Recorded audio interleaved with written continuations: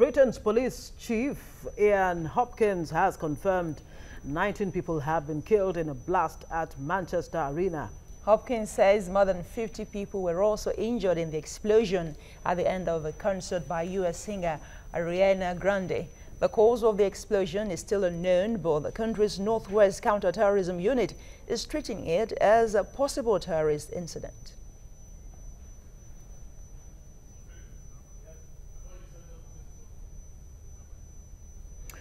All right, Manchester Victoria Station, which is close to the 21,000 capacity concert venue, has been closed and all trains cancelled. Britain is on the second highest alert level of severe, meaning an attack by militants is considered highly likely. A spokesman for the 23-year-old singer said she was okay. All right, let's bring in our guest, Uche Igwe, on the line. Good morning. Thanks for joining us on TVC Breakfast. How are you? Very well, Very thank you. well, thank you. Joining us via Skype, of course, from the UK. Now, this, of course, bears the hallmarks of a terror attack, even though there's no official statement on that yet. What's your take? Now, this is happening in Manchester. A lot of focus has been placed, of course, on London, with a terror level high. Is it time for the UK to begin to look beyond just London to places like Manchester that actually attracts large crowds like you had in the Ariana Grande concert? Even Brighton is a very scary situation, and incidentally, I was around the Liverpool area a few days ago, and that's very close to where this incident took place. But the situation right now is that although there is no official claim from the so-called Islamic State, all signs, all indicators look like a terrorist attack, All right. which is quite unfortunate, and which as an individual, I condemn in the strongest terms possible. Okay, the UK is on the second highest level alert. That means that they know that this might just happen. Were they caught napping? Well, this is difficult. A terrorist attack is a terrorist attack. I am certain that anywhere that people gather, in Europe, there's always an alert. I'm sure this one skipped them. And by the way, these wicked people, these terrorists are citizens, are human beings. So there's also a limit to how careful, how vigilant one can be in trying to frisk people in public places. So I'm sure that they were on alert as usual, but this one skipped them. Yes, indeed. Of course, Theresa May, the British Prime Minister, and of course Jeremy Corbyn, they have suspended their campaign ahead of the June 8 snap elections. How do you think this particular attack will affect the dynamics or the focus or the things that would really matter when people go to the polls come June 8? Well, I think the closest influence on the election, in my view, was the issue of the dementia tax yesterday and the fact that the Tories are trying to recant, their initial proposal to introduce, very harsh what is considered like a very harsh dementia tax, and that had a considerable effect on the polls yesterday.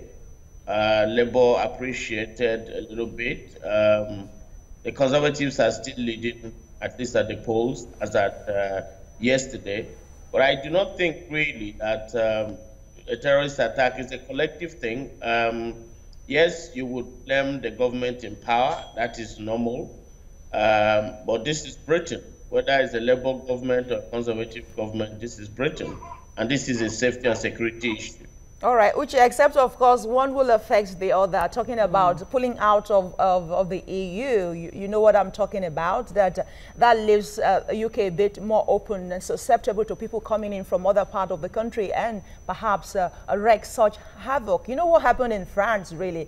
Le Pen wanted to pull out, and because, you know, so that the people will be safe. And Macron said no, and he won the election.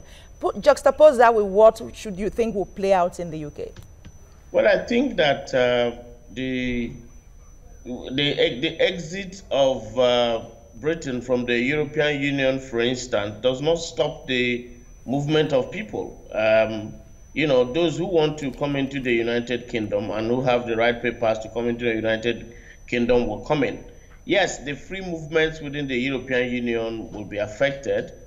But I think that, you know, contrary to what many people will say, when security is coordinated at the European Union level, that is even when some of these attackers will easily be attracted from wherever they are, from one part of Europe to the other.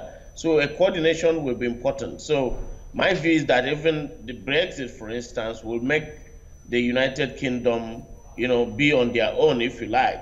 You know, it will be a smaller territory to cover, but at the end of the day, very many Europeans are here already legally, and Brexit will not mean that they have to leave. So it's tricky. It's a tricky situation. Security is usually a tricky situation, as it were. Yes, Uche Igwe, let's put you on hold as we go on a quick break. When we come back, of course, we'll continue this discussion and so many other issues to look at this morning on TVC Breakfast. Stay with us.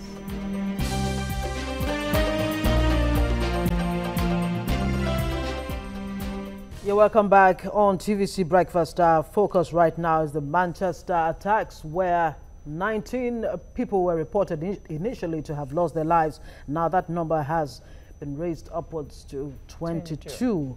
Uche Igwe is guest via Skype from the UK. Now, Uche Igwe, listening to the police chief there, I wonder what you were able to make of it, especially in terms of the emergency response. Emergency lines are already there, and they said British people are already responding positively.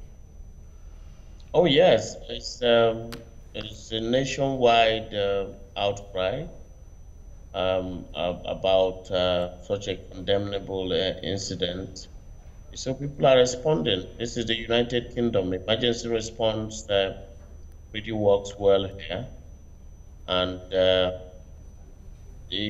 feedback we're getting is that so-called members of Islamic State are already celebrating online. So there's a strong suspicion that this is a terror attack allegedly perpetrated by them. So, but there has not been any confirmation to that effect. How do you think the British will respond to this generally in terms of the sense of security? Do you think this will be dampened somewhat? Do you think they'll really go about their businesses, or there's more sense of alertness on their part? Well, I think that there's a lot of alertness everywhere, even before this incident. And the government is working hard, especially to secure places where there are many people gather together in stadium, you know, during football matches, you know, during shows like this. Like I said, this is a major slip, and I'm certain that the government will work hard to make sure that this doesn't happen in the future. All right. The police chief also said they will deploy more security personnel around the arena and perhaps onto the street for maybe better monitoring of the situation and perhaps some investigation. What do you make of that? Oh yes, this is something I can confirm. Investigation. I mean, investigation terrorism is not a very simple, you know, affair, as you were.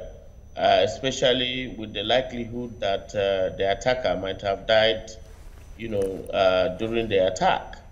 But I'm sure that the government, they've investigated similar cases before, And between now and probably in the next 48 hours, we should be getting updates, because terrorists don't act alone. I'm sure they will have collaborators, they will have cells, but it will be too early to predict anything until we get official confirmation. As it is with many other attacks, there could be some other nationals there. It's a public place, like you know.